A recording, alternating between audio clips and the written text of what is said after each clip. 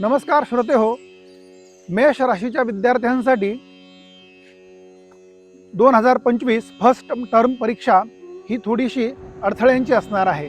कारण त्यांच्या पंचम स्थानातून केतूचे भ्रमण सुरू आहे. तर त्या विद्यार्थ्यांनी या ठिकाणी डिस्ट्रॅक्ट होता कामा नये. त्या ठिकाणी पालकांनी सुद्धा मुलांकडे लक्ष देणं गरजेचं आहे. कारण मुलं एन्झायटीमध्ये, डिप्रेशनमध्ये, तणावामध्ये जाऊ शकतात.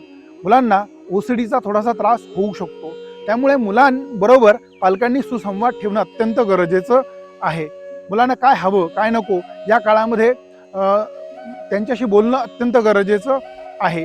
मुलांनी सुद्धा अभ्यासाकडे जास्त लक्ष देणं गरजेचं आहे. कारण की हा जो काळ आहे या ठिकाणी पंचमातला केतू तुम्हाला डिस्ट्रॅक्ट करू शकतो.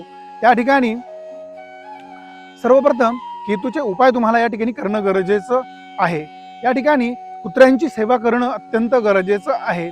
दूध आणि चपाती हा एक प्रयोग तुम्ही कुत्र्यांबरोबर करू शकतात. कुत्र्यांना दूध आणि चपाती देणं हा एक चांगला उपाय मानलेला आहे.